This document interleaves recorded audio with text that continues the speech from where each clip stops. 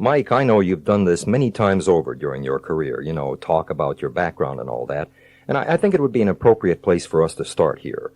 Even though some of those listening have been fans of yours a long time and may know something about your life, there are always new people entering bodybuilding, and I'm sure they would like to know something of your past, anything you consider relevant or important. You're right, Dave, about people entering this field all the time.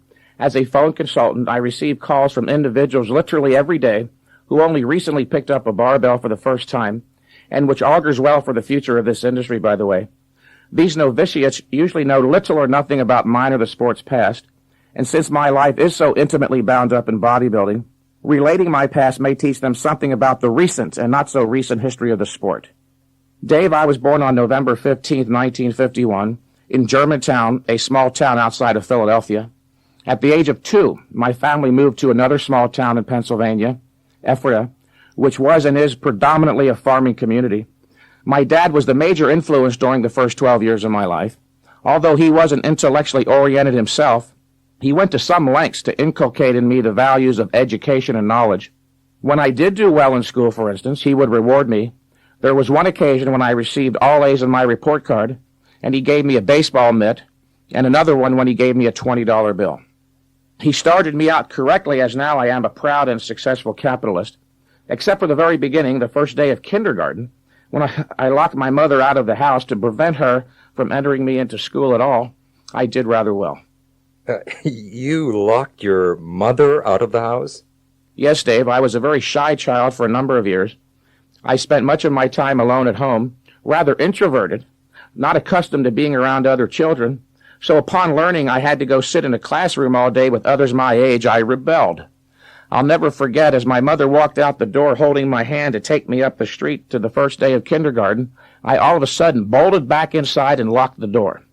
It never occurred to me that she'd have a key, but my next remembrance of that day was my mother walking into the classroom where all the children were seated, carrying me wailing under her arm. So your rebelliousness has a long history.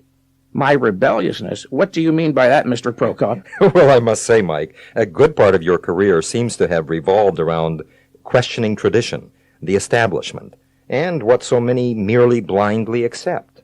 Yes, Dave, that's true.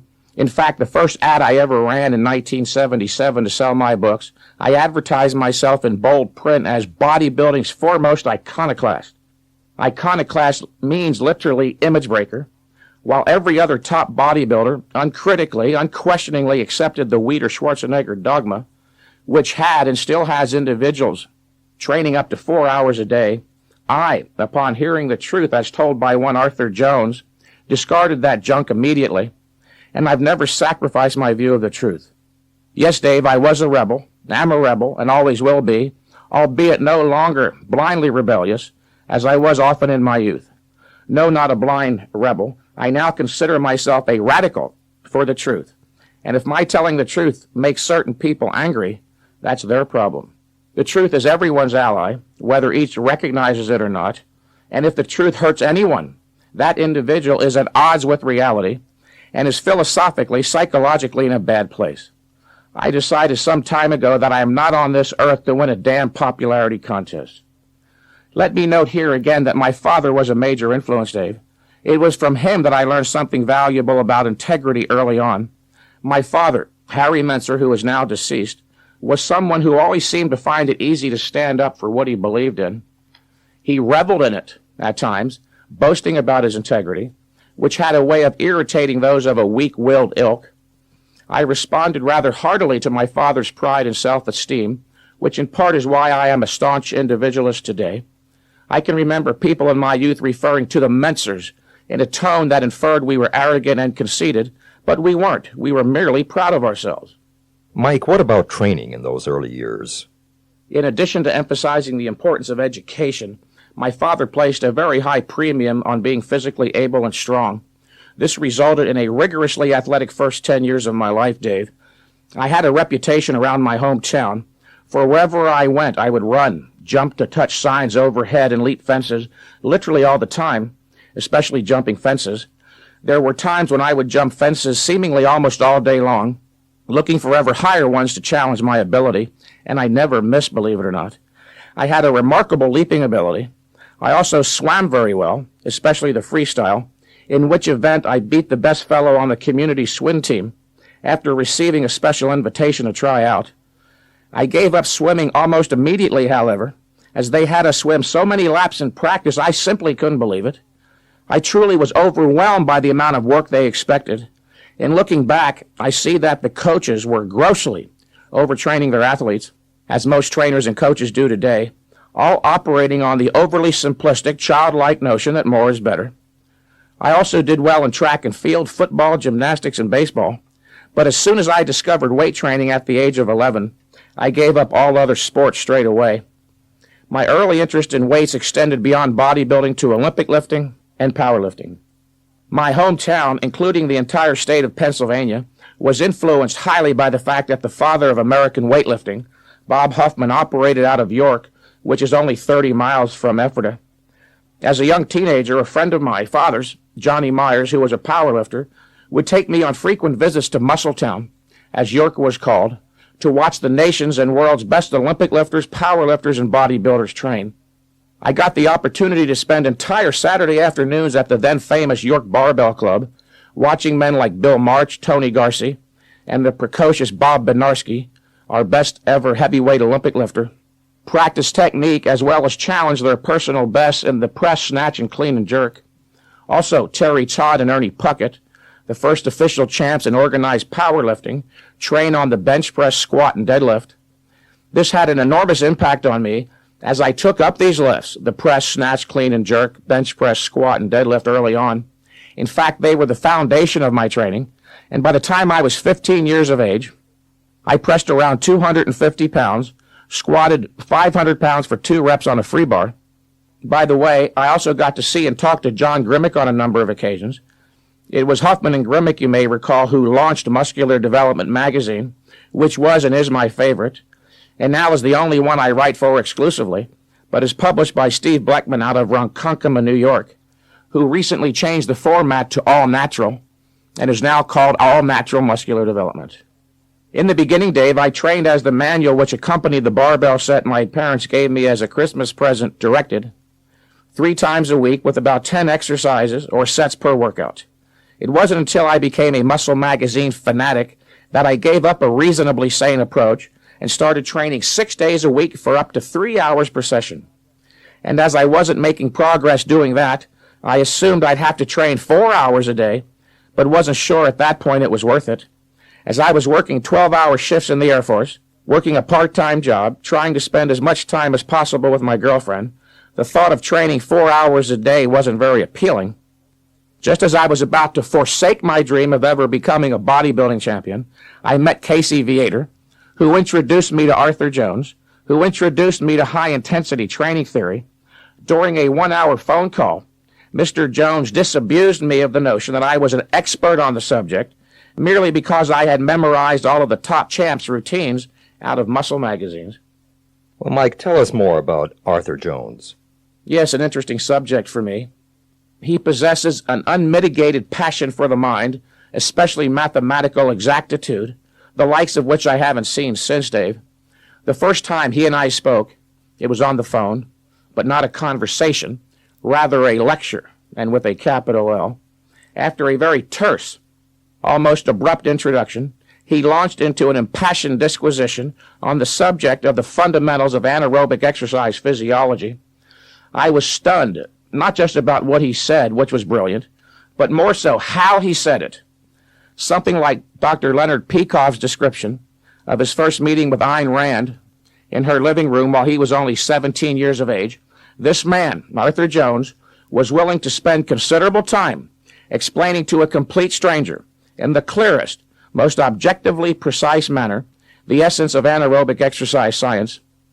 Dave, it seemed like the fate of the entire world hinged on his summoning every scintilla of cognitive energy, wringing every bit of intellectual clarity possible from himself. And the reason he did it, in addition to enjoying the experience of achieving that level of intellectual precision, was because I was sincere, an intelligent yet ignorant and sincere 20-year-old. And as Dr. Peikoff also said about Ayn Rand, that he never expected to meet another individual again with the likes of her intellectual passion, I suspect I'll never meet anyone quite like Arthur Jones again. That is one of the most insightful stories I've ever heard, both about Mike Mentzer and about Arthur Jones. Certainly unique. Well, Mike, thanks for sharing that. But now, what about Steve Bleckman? I know that you were a writer for Joe Weider for 20 years. In fact, we worked together at one point in the Weider office in Woodland Hills, as you recall. What happened? After 20 years, all of a sudden, you're off and working for Steve Bleckman. I originally moved, Dave, to Southern California 20 years ago at Weider's invitation to write for his magazine Muscle Builder, which now, of course, is Muscle and Fitness. The first few years, Joe and I got along extremely well. Not only did we work well together during that period, we socialized quite a bit, and as many who were there recall, he seemed to regard me almost as a son, believe it or not. Joe had a certain love for philosophy, as I did, so he finally had a top bodybuilder he could promote, who he could also talk to on a higher level. And promote me he did, Dave. There were as many as 4 and 5 of my articles appearing in each issue of Muscle Builder. I was appearing in his ads and was on the cover regularly. Then, in the aftermath of the 1980 Mr. Olympia, I vociferously protested in magazines and at my seminars that the contest was fixed for Arnold to win. This enraged Ben Weider, who talked about it to Joe, and apparently Ben's wrath rubbed off on his brother, and he eventually turned against me. Without belaboring it, Dave, our relationship, that is, Joe's and I's, hasn't been the same since. I perceived a further cooling off of Joe toward me several years ago, after Dorian Yates won his first Mr. Olympia, in fact. Dorian was very gracious at the time to cite me as his idol, and even credited heavy-duty, high-intensity training for building his physique. This was the first Mr. Olympia that Mr. Weider couldn't claim he had trained. At about the time that Dorian had burst onto the scene, I was reaching a creative pinnacle, and my articles in Flex magazine were received, with Dorian giving me credit and Heavy Duty receiving ever greater recognition and acceptance. I believe Joe thought that he had created a monster, a threat to his concept as trainer of champs. But to his credit, Joe still allowed me to write for him. Mike, haven't you trained a few other top bodybuilders? Yes, including Aaron Baker, David Dirth, Roland Kickinger, and David Paul, the barbarian of movie fame.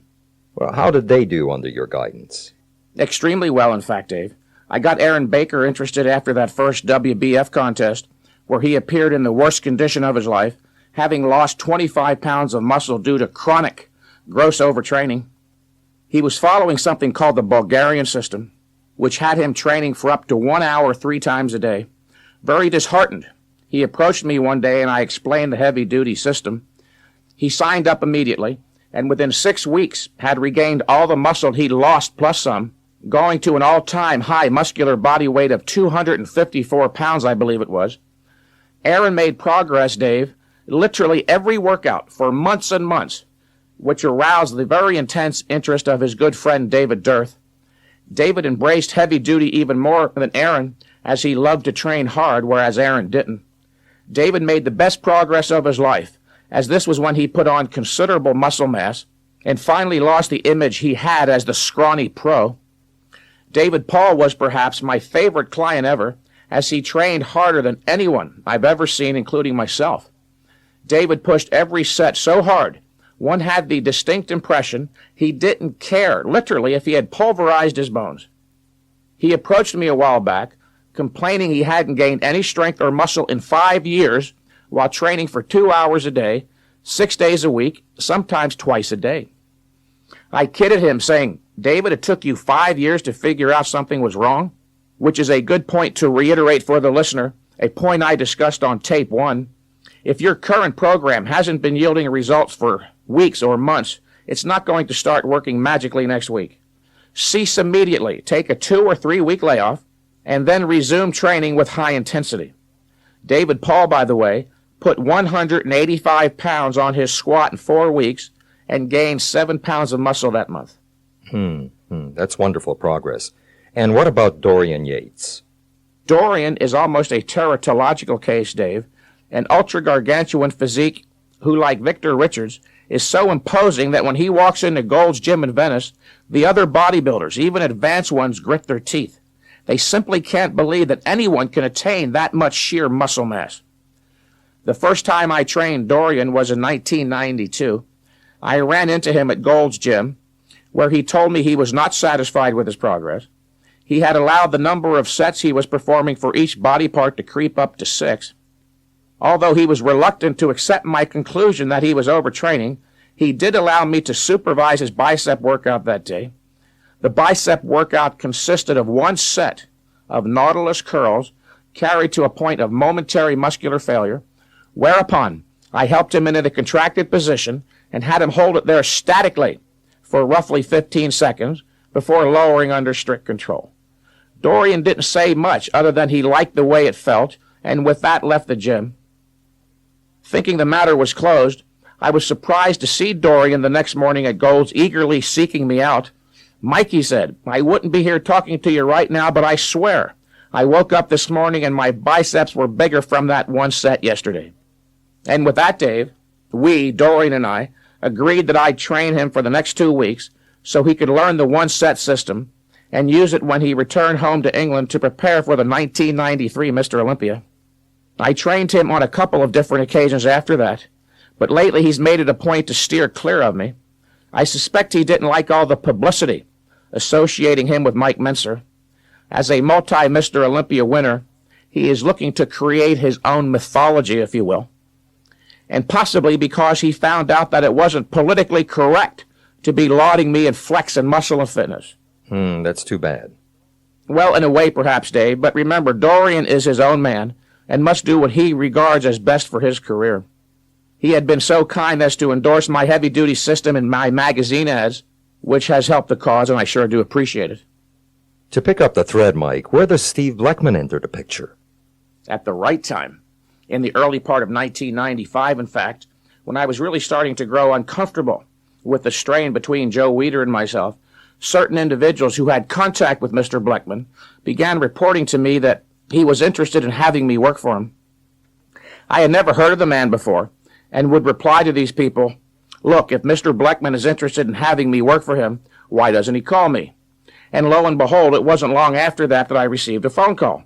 And I'm glad he did call, for we hit it off very well from the outset, and I have no regrets about leaving Weider and signing to work exclusively for Steve and the best magazine on the market, namely All Natural Muscular Development. Mike, I'm glad to hear you and he are getting along so well. Yes, he is an interesting, intelligent, as well as a very decent man, Dave. During the first few of those phone calls last year, we each recognized our strong mutuality of values. In addition to being about the same age, both of us have had a lifelong love of bodybuilding, enormous respect for the intellect and science, and a strong desire to advance the bodybuilding industry's future. In fact, Steve sees himself as the man to possibly direct or redirect the future of this sport or industry. He possesses a restless intelligence and exacting standards that demand ever more complex challenges. He also has enormous resources, including time. At the age of 43, Mr. Bleckman is imbued with the cardinal element of youth. He knows that great things are possible and has the audacity to achieve them. And with regard to the Bleckman Brothers Twin Lab Supplement Company, I decided to endorse their Creatine Fuel Plus because it, like the rest of their supplements, is the best on the market. Last year, in 1996, I visited Steve and his brothers at the Twin Lab facility in Ronkonkoma, New York.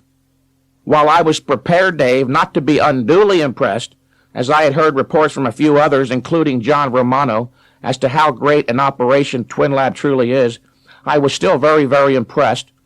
As Ross Bleckman started me on the cook's tour of the factory and warehouse, I couldn't help but notice the great pride he had in regard to their achievement. And by the time we were halfway through, I saw that his pride was certainly justified. The warehouse is enormous, packed with material and product, from the floor to the top of the 35-foot ceiling, much of it on conveyor belts, which keep everything moving all the time so there is never more than 2 days storage, and thus that the buyer receives fresh quality product, which is their forte. They have so many fail-safe backup systems at every step along the production line to ensure quality. With Twin Lab, you can be certain you're getting what you pay for, as opposed to others in the bodybuilding supplement industry who farm out their products to be produced by others. I see you've been endorsing Twin Lab's Creatine Fuel Plus. Now, Mike, do you really use it? Not only do I actually use it, Dave, I practically live on it at times.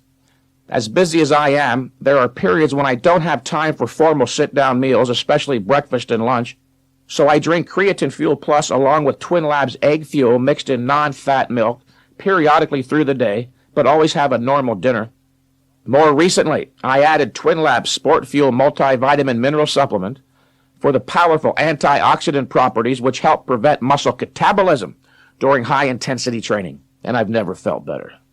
Mike, there was an interesting comment in one of your recent articles in All Natural Muscular Development. You stated that you've mastered bodybuilding science. To be precise, Dave, I stated that in looking back to when I wrote Heavy Duty 1 4 years ago, I realized that my level of understanding of the fundamental theoretical principles of bodybuilding science was something on the order of 2 + 2 = 3.5. As a result, my client's progress wasn't as good as it could have been. Now my understanding is the equivalent of 2 + 2 = 4. And that shows up in my clients finally achieving results I always knew were possible. Before, I would only occasionally have someone gain 10 to 20 pounds in a month or 30 to 40 pounds in 3 to 5 months. Now such gains are the rule. When I mentioned the fact that I have finally mastered the fundamentals of bodybuilding science to someone on the phone recently, he said, "There you go again, posturing, Mentzer, always so damn certain. How can you possibly claim such a thing?" And I responded, "Didn't you, sir, master the fundamentals of mathematical science, namely addition, subtraction, multiplication, and division? I didn't say," I continued, "that I'm omniscient or infallible, or even that I possess an exhaustive knowledge of exercise science. Give me a break," I continued. "I'm a little slow. It took me over 20 years to master the simple fundamentals of bodybuilding science, and which may be summarized like this. To be productive, exercise must be number 1, intense, number 2, brief, and number 3, infrequent. The fundamentals, in other words, relate to the issues of intensity, volume, and frequency. Now, in stating that I've mastered the fundamentals of bodybuilding science, listener, I can't say necessarily that I would start you or a new client on the same baseline program that the Almighty would, as mentioned on a previous tape. What I do is start the individual on a proven baseline program, one that has worked well for the majority. If after checking his strength increases, once he has completed 2 or 3 cycles of the 4 workouts, I deem his progress is not satisfactory, I make modifications.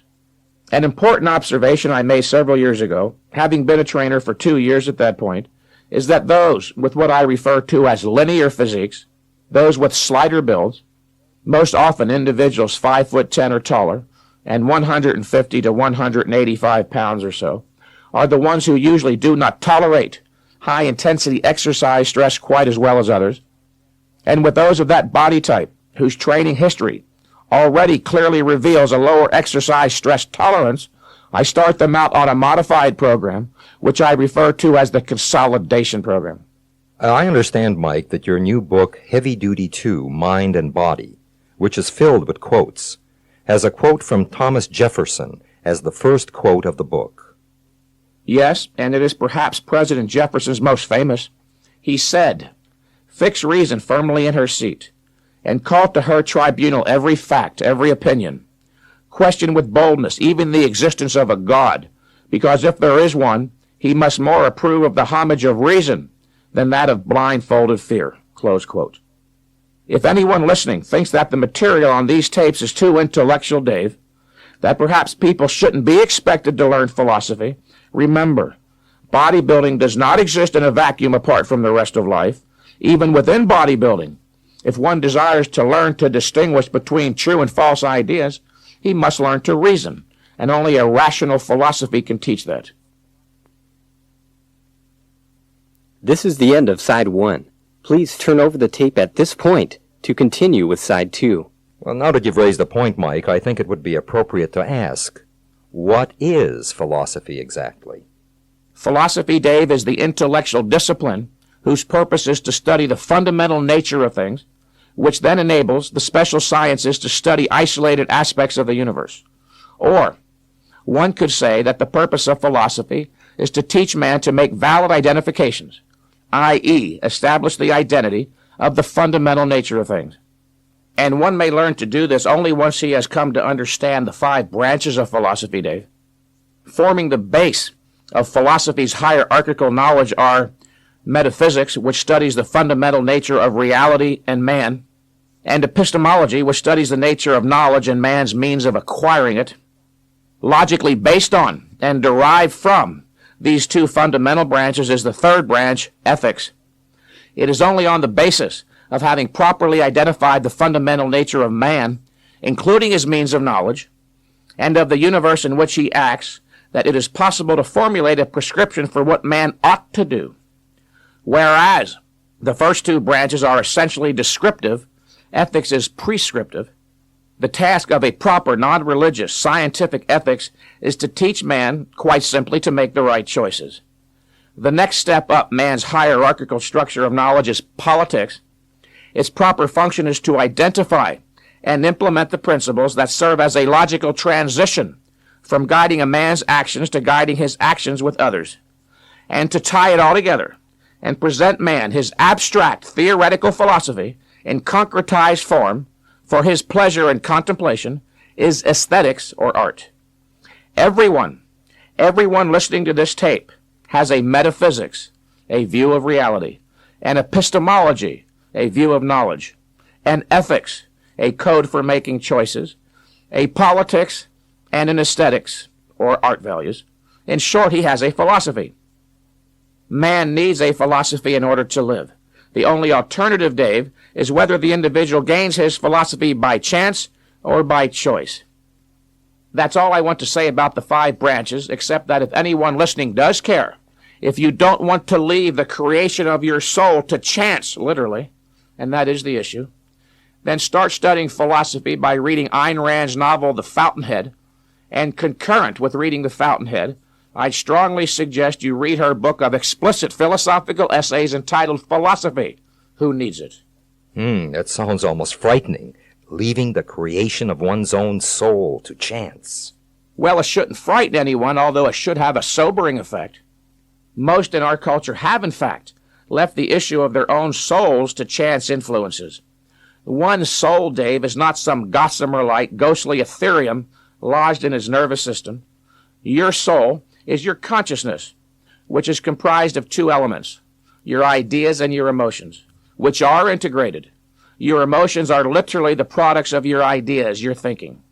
And most people blindly and uncritically accept their ideas from magazines, books, movies, family, friends, teachers, by osmosis from the cultural atmosphere, as Ayn Rand put it. As a result, many of their ideas or beliefs are contradictory, which is why they are torn by conflict and thus uncertain about so many things.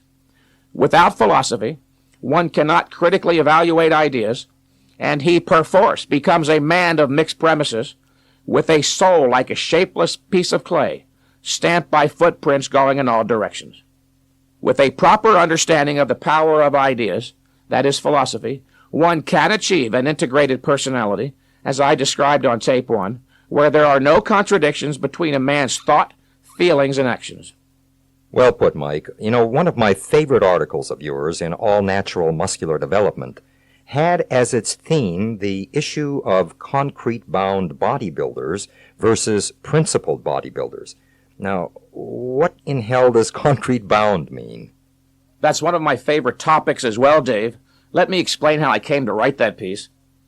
I receive phone calls and letters regularly from bodybuilders who are being harassed by others in their gym merely because they are training in a radically different fashion, namely with brief and infrequent high-intensity workouts.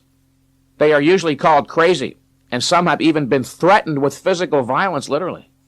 Dave, there are essentially 2 types of people in the world, those for whom the mind and knowledge matter enormously, who volitionally choose to work conscientiously and achieve cognitive precision and wide-scale factual integration.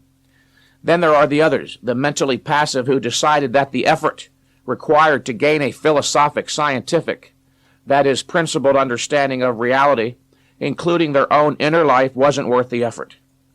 And the mentally passive are the ones who have a penchant for calling my clients crazy or even threatening them with violence. Philosophically, these are referred to as concrete-bound mentalities. They are limited to dealing with the first level of abstraction, that is, concepts that refer to directly perceivable or concrete objects such as chair, table, gym, weights, biceps, etc. When confronted with higher-level abstractions, those not referring to what is directly perceived, such as the concept's theory or principle, they shrink away bewildered. You see, Dave, gaining a thorough, first-hand understanding of higher concepts requires extensive mental effort, of the sort that these individuals have spent most of their lives actively evading. Hence, upon encountering that better type of individual, the one who heartily embraced the effort and responsibility of rational thought and critical judgment, the self-arrested, concrete-bound person feels threatened even to the point where he'll use violence. These are the ones who leave the creation of their souls to chance, as I was discussing previously. Which brings to mind one of my favorite statements from all of literature, and it is from Victor Hugo in his novel Les Miserables.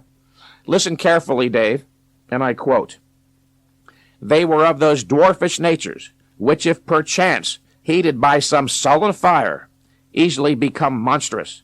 There are souls, which crab-like, crawl continually towards darkness, going back in life rather than advancing in it, using what experience they have to increase their deformity, growing worse without ceasing, and becoming steeped more and more thoroughly in an intensifying wickedness."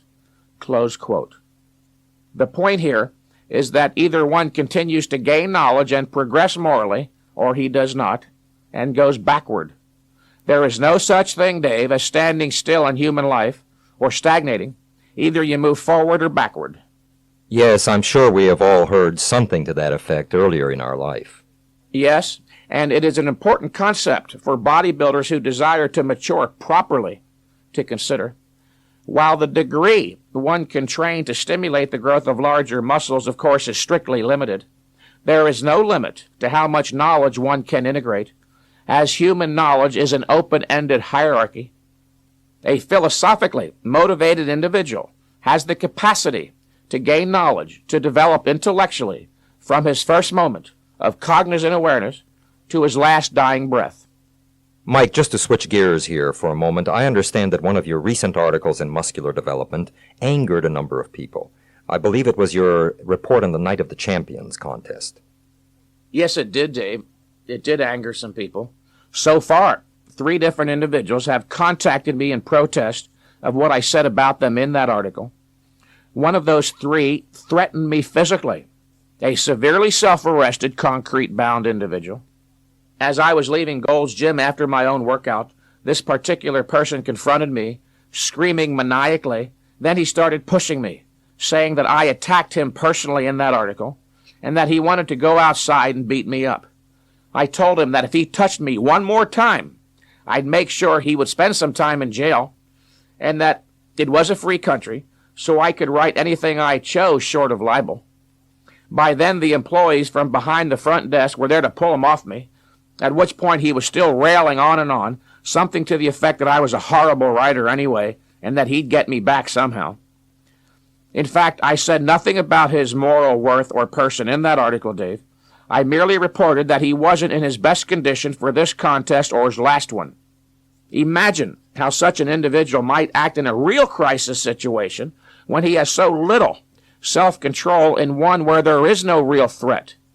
He is in dire need of the type of mind training that a philosophy of reason provides. The day after that incident, I was again leaving the gym when Flex Wheeler piped up, "So, you think I don't know how to train, huh?" Amongst the many glowing things I had written about Flex's physique in that article, I also wrote that neither he nor Ron Coleman had the slightest clue as how to properly direct their training effort. I walked over to Flex and said, "No, Flex, you really don't know how to train. If I could train you for 6 months, you'd beat Dorian Yates." And that was that, Dave, a more civilized encounter, if you will. Now, Mike, we don't have much time remaining, and I wanted to ask you some questions I have about heavy duty. For instance, why do you have your clients train so infrequently on a split routine? Isn't it true that if one trains different body parts each workout, he can train more frequently, since the non-worked body part is afforded rest on the day he is working other body parts? This is a very common belief, but it simply is not true. You are failing to recognize, Dave, that exercise, in addition to having a localized effect on the given muscle being worked, also has a systemic effect. That is, it affects the rest of the physical system. Localized muscle recovery actually is completed fairly quickly, with systemic recovery taking up to 4 days or longer in some cases. Haven't you had a heavy leg workout, say on a Friday, Dave, then intentionally rested all weekend thinking you'd be fully recovered? But instead, you woke up on Monday still generally fatigued? See what I mean? Yes, indeed, and I have had that experience, and you're right. Now, I see the distinction now very clearly between localized recovery and systemic recovery. Now, my next question has to do with your new ad for Heavy Duty 2 in All Natural Muscular Development, wherein you claim it is possible for an individual to actualize his muscular potential in 1 year. That doesn't seem possible. Those who know nothing about the scientific principles of high-intensity, anaerobic exercise stress physiology not only would think that actualizing one's muscular potential in a year would be impossible, they actually wouldn't know where to begin in projecting how long the actualization of their muscular potential might take. Those utilizing the blind, non-theoretical volume approach to training are continuously fretting as to whether they'll ever achieve their goal of bigger muscles or not, because they know nothing, literally nothing about the nature of the training stress required to stimulate growth, or that the volume and frequency of weight training exercise must be cautiously regulated. I made the point on one of the other tapes, Dave, that when in possession of a truly valid theory, and beyond that, and just as important, one is making the proper, practical application of the theoretical principles, progress, no matter what the field of endeavor, should be nothing short of spectacular all the time. Remember, the purpose of theoretical knowledge is to serve as a guide for successful human action. Mike, I don't ever recall seeing you address the issue of steroid use as it relates to heavy-duty training in any of your articles. With the trend away from steroids, I would think that there would be a stampede toward high-intensity training. Dave, this is one of the most pressing issues in modern bodybuilding, the move away from steroids and their resultant effect on training. But your posing of the question implies a consideration perhaps not generally understood. The reason some bodybuilders have gained muscle with volume training relates to the fact that steroids act primarily as recovery ability enhancers. Were those same bodybuilders to train for 2 hours a day, 6 days a week without steroids, they would begin to lose muscle mass almost immediately. Heavy-duty, high-intensity training is tailor-made for the non-steroid natural bodybuilder because of the painstaking precaution to properly regulate the volume and frequency of exercise to prevent overtraining.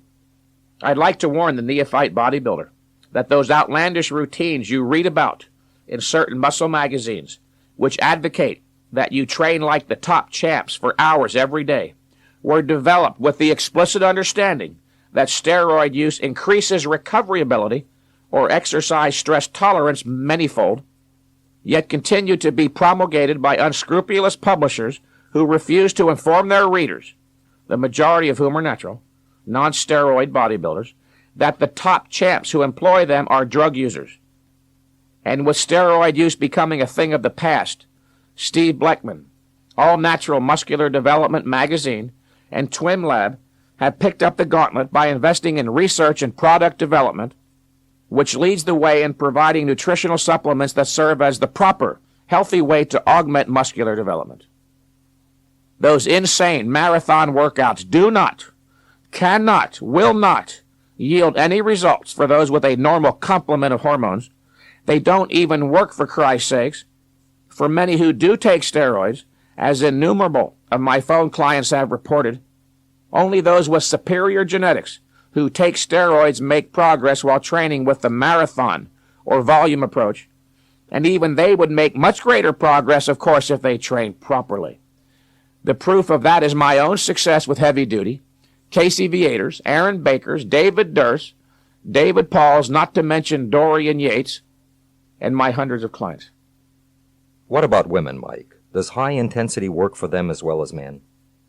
Yes, because the principles of human physiology, Dave, are just that. The principles of human physiology. They are applicable to all, male, female, black, white, tall, short, young, and old, with some variations, of course. And the primary difference between male-female physiology is the sexual reproductive system. Within the context of lesser testosterone endowment, therefore, it can be inferred that women don't tolerate exercise stress as well as men, though not always. I have worked with naturally mesomorphic women who gain better than some men. My advice to women is to follow the advice in these tapes and the accompanying booklet and start with the baseline workout, whether the goal is to become a bodybuilder, a fitness competitor or model, or even just develop optimum fitness for personal reasons. And what about older people? In fact, high-intensity training is very good for older people, as without some form of weight-bearing stress, older women in particular become prone to osteoporosis, which is demineralizing of the bones. Older people, men and women, also tend to lose lean mass unless they engage in some form of weight training and aerobic exercise. And as you know, the loss of lean mass results in the slowing of the metabolism, which makes it easier to get fat. I would imagine many like your heavy-duty workouts because they are brief and infrequent. I have spoken with numerous people, especially intelligent, career-oriented individuals, who were either about to give up weight training or were reluctant to start as they were under the impression that training every day for an hour or two was required, and they just couldn't justify, Dave, that kind of time expenditure. Then they read about my approach and only trained for 20 minutes every 4 or 5 days, and now these same people are quite delighted with their progress. What never ceases to amaze me, Dave, is the number of bodybuilders who scoff at the mere suggestion of even trying heavy duty and continue to slave away for hours a day with little in the way of meaningful progress. Throughout human history, men have done all they could to avoid slavery, and here in the latter part of the 20th century, there's a group of knuckleheads who seem to willfully embrace the role of beast of burden. What about aerobic exercise and cardiorespiratory health? Dave, aerobics have been inordinately emphasized over the last decade, ever since it was recognized that the public is more likely to engage in low-intensity aerobic activity than in high-intensity anaerobic activity. Some may recall that prior to the heavy emphasis on aerobic conditioning, the primary emphasis was on something called total fitness. Total fitness is comprised of several components, including skeletal muscle strength, flexibility, endurance, the building and maintenance of lean mass, and positive self-image, all of which are best achieved through a properly conducted weight training program. Aerobic activity does next to nothing to provide for increased skeletal muscle strength. In fact, by overworking certain few muscles to the exclusion of working others at all, aerobics can create imbalances in the skeletal muscular system, which increases the likelihood of injuries. Nor does aerobic exercise improve flexibility, anaerobic endurance, or lean mass. And it was never cast in stone that one must limit his activity to repetitive movement of the legs as on a treadmill or Stairmaster to improve his cardiorespiratory endurance. The cardinal principle for improving cardiorespiratory fitness is that the individual sustain a certain age-related pulse rate for at least 12 to 20 minutes. This can be easily accomplished with high-intensity training by limiting rest time between sets. Or, if a person is hell-bent on doing aerobics, remember, it is possible to overtrain here, too. When training in high-intensity fashion, as described on Tape 2, limit aerobics to no more than 20 to 30 minutes twice a week. And for the bodybuilder who is seeking to develop maximum muscle mass in the shortest time possible, I strongly advise he eliminate aerobics entirely for a while. This is because the body has a strictly limited adaptive capacity. It's not as if the body has 100 units of adaptive resources for increases in strength of size and 100 units available for adapting with increased endurance. The body possesses but 100 units of adaptive energy, period. Or in other words, training guided by mixed premises will not yield results of the same magnitude as would adaptive specific training. Mike, I see that our time is up. Thank you very much for a most enlightening interview, and I will look forward to talking to you again soon. Dave, it was my pleasure.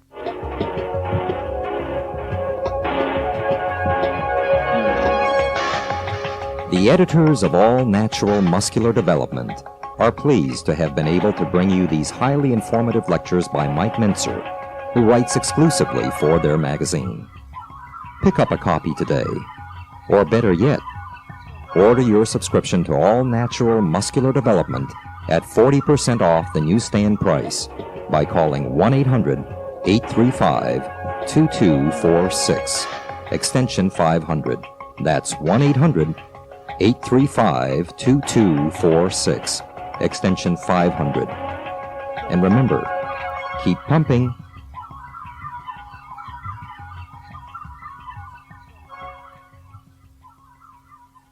Mike, I know you've done this many times over during your career, talk about your background and all that, and I think it would be an appropriate place for us to start here. Even though some of those listening have been fans of yours a long time and may know something about your life, there are always new people entering bodybuilding, and I'm sure they would like to know something of your past, anything you consider relevant or important. You're right, Dave, about people entering this field all the time. As a phone consultant, I receive calls from individuals literally every day who only recently picked up a barbell for the first time, and which augurs well for the future of this industry, by the way. These novitiates usually know little or nothing about mine or the sport's past, and since my life is so intimately bound up in bodybuilding, relating my past may teach them something about the recent and not so recent history of the sport. Dave, I was born on November 15th, 1951, in Germantown, a small town outside of Philadelphia. At the age of 2, my family moved to another small town in Pennsylvania, Ephrata, which was and is predominantly a farming community. My dad was the major influence during the first 12 years of my life. Although he wasn't intellectually oriented himself, he went to some lengths to inculcate in me the values of education and knowledge. When I did do well in school, for instance, he would reward me. There was one occasion when I received all A's on my report card, and he gave me a baseball mitt